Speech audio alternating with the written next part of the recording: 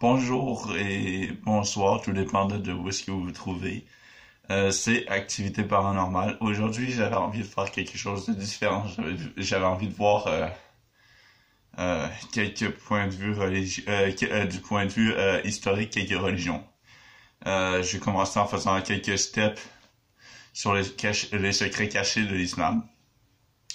Ensuite, je vais m'attaquer de toute façon de parler, mais genre, je vais me diriger vers les différents trucs, la mythologie, les catholiques, les juifs. J'aime ça, découvrir de nouvelles choses sur, sur d'autres cultures ou religions. Donc, est-ce que tout le monde s'est déjà demandé, pour commencer, pourquoi le symbole de la lune est partout sur les mosquées? Ça va être le thème d'aujourd'hui, le symbole du croissant de lune. Pourquoi? Eh ben, j'ai ici un petit texte qui a été que j'ai décidé de photocopier comme aide-mémoire pour me rappeler de tout. Euh, Pourquoi le croissant de lune? Eh ben, c'est tout simple. Hubal était un dieu lune qui était adoré à la Kaaba autrefois par les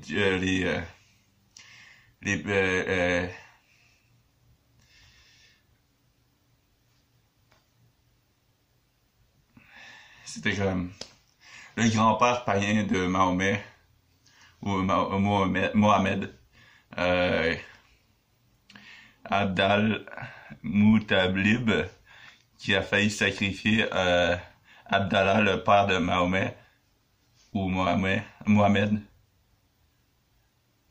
à la Kaaba pour Hubal. D'après Ibn, pour le vrai, je suis désolé. Ça se peut que mon arabe soit à chier. Je parle du tout arabe zéro. Donc, je vais juste lire ce que je suis capable de lire. D'après Ibn Hisham,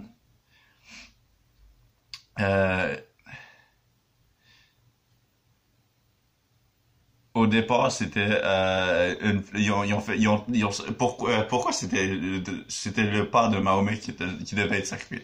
Ben au départ, le truc qu'ils ont fait, c'est qu'ils ont utilisé une flèche pour déterminer qui allait être sacrifié. Puis c'est Abdullah qui a fini par se faire choisir par la flèche. Euh, Abdul, qui est le grand-père de Mahomet, a emporté le garçon pour la Kaaba avec un rasoir pour le sacrifier. Les Qurayshites, ses oncles de la tribu de Makhzoum et son frère Abu Talib ont cependant essayé de le dissuader. Ils lui ont suggéré de faire appel à une voyante et leur donner que les flèches de divination devaient être tirées entre Abdullah ainsi que 10 chameaux. La quantité de chameaux a finalement atteint la centaine. Ouais, il y avait beaucoup de chameaux. Ils ont alors tous été sacrifiés pour la satisfaction de Hubal. La Kaaba, sanctuaire le plus sacré de l'islam, fut un endroit où de tels sacrifices humains ont eu lieu pour Hubal, qui est le dieu Lim, on le rappelle.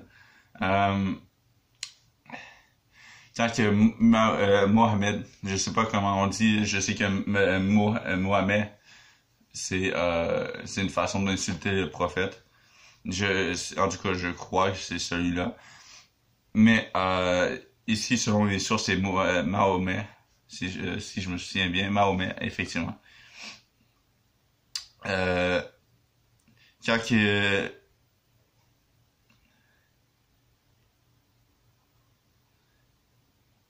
euh, quand Mahomet a instauré l'islam, il a discrédité Hubal pendant la bataille de Badr. Son ennemi Abu Sufyan a prié la transcendance du dieu lune Hubal, invoquant Ô Hubal sois grand. Mahomet a ensuite demandé à ses partisans de crier en retour Allah est plus grand. Donc il y a eu un petit conflit entre les deux partisans pour savoir qui avait raison.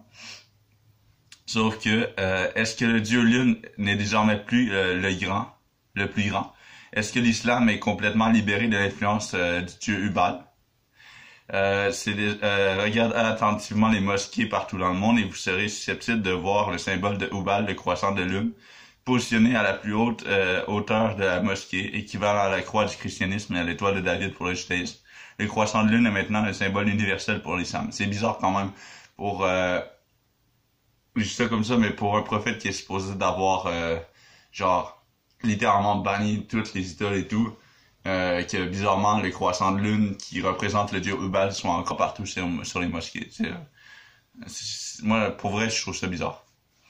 Il est aussi possible que l'adoration de Hubal à l'époque elle soit pas sans conséquence sur l'islam d'aujourd'hui.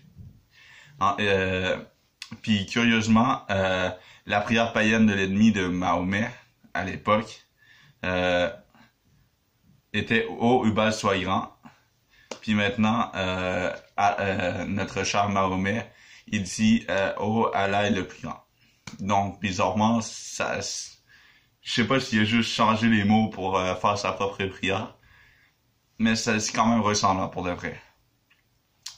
Ça explique un peu le symbole du croissant de lune. J'espère que ça vous aura éclairé sur pourquoi c'est le symbole du croissant de lune est là.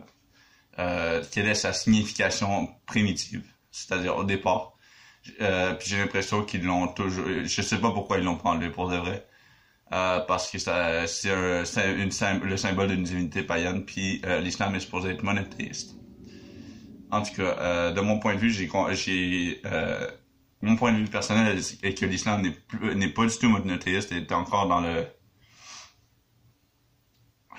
C'est mon point de vue personnel, je veux pas offenser personne, donc je veux juste dire que pour moi, l'islam, ça fait pas partie du monothéisme. Je veux dire ça comme ça. Pas juste l'islam, mais tout ce qui concerne où il touche de loin, c'est-à-dire Allah puis Mahomet. Bref, donnez-moi votre avis dans les commentaires. Si vous avez des trucs à dire, dites-le. J'espère que vous aura plu. S'il vous plaît, likez et abonnez-vous. La prochaine fois, je vais essayer de parler de la pierre noire qui se trouve à la Kaaba. Donc, je vous dis à plus tard dans une prochaine vidéo et ciao!